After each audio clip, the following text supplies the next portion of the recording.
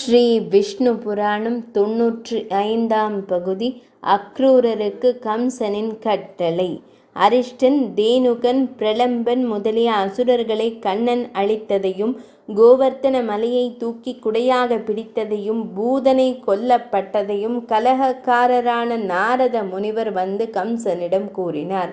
தேவகியின் ஆண் குழந்தையான கிருஷ்ணனை கொண்டு போய் இடைச்சேரியில் உள்ள யசோதையின் குழந்தையாக வைத்துவிட்டு, யசோதையின் பெண் குழந்தையை இங்கு கொண்டு வந்து தேவகியின் குழந்தையாக மாற்றிவிட்டது வரை யாவற்றையும் நாரதர் கூறியதும் கம்சன் வெகுண்டெழுந்து தன் மைத்துனனான வசுதேவர் மீது பொல்லாத கோபம் கொண்டான்.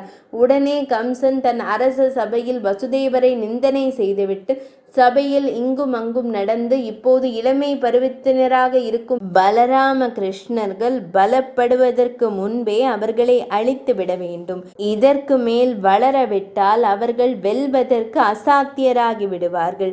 ஆகையால் நம்மிடம் உள்ள முஷ்டிகன், சாணூரன் என்ற மல்லர்களை கொண்டு மல்யுத்தம் செய்வித்து அவ்விளைஞர்களை கொல்வோம். அதற்காக நாம் நடத்தும் வில் எய்யும் திருவிழா ஒன்றை சாக்கிட்டு பலராம கிருஷ்ணர்கள் இருவரையும் இடையர் சேரியிலிருந்து இங்கே வரவழைத்து விரைவில் அவர்களை அழிக்கும் உபாயத்தை செய்ய வேண்டும். அதற்கு சுவபல்க குமாரராகிய அக்ரூரரையே கோகுலத்திற்கு அனுப்ப வேண்டும். இல்லை என்றால் பிருந்தாவனத்தில் சஞ்சரிக்கும் கேசி என்பவனுக்கு கட்டளையிட்டால் அவன் அங்கேயே அவர்களை சம்ஹரித்து விடுவான். இல்லையெனில் குவலயாபீடம் என்ற என்னுடைய பட்டத்து யானை அவ்விடை பிள்ளைகளை இருவரையும் நாசம் செய்ய வல்லதாகும் என்று சிந்தித்தான். பிறகு பலராம கிருஷ்ணர்களை கொல்வதற்காக அழைத்து வரும்படி அக்ரூரருக்கு கம்சன் கட்டளையிடலானான். ஓ தானாதிபதியே, என் மகிழ்ச்சிக்காக என் கட்டளையை தடையின்றி தாமே நிறைவேற்ற வேண்டும். அதாவது தாம் தேரில் ஏறி இடையர் குலத் தலைவனான நந்தகோபனின் கோகுலத்திற்கு செல்ல வேண்டும்.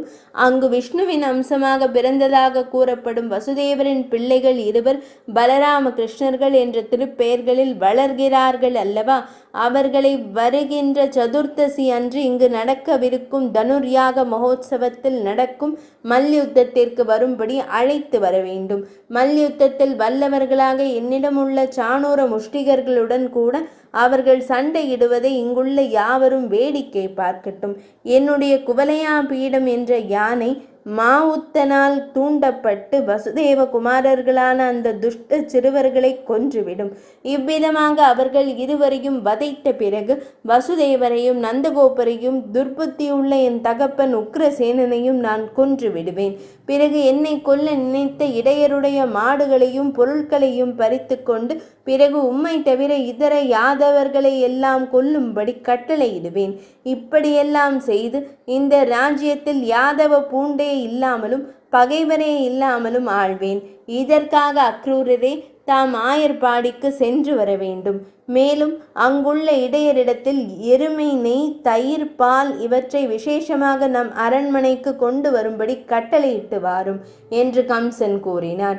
அதை கேட்டதும் மகா பாகவதரான அக்ரூரர், நாளைக்கு கண்ணனை நாம் சேவிப்போம் அல்லவா என்று தன் மனதிற்குள் மிகவும் மகிழ்ந்து கம்சனிடம் அப்படியே செய்கிறேன் என்று கூறிவிட்டு தமது தேரில் ஏறிக்கொண்டு மதுராபுரியிலிருந்து புறப்பட்டார். 95ஆம் பகுதி நிறைவடைந்தது.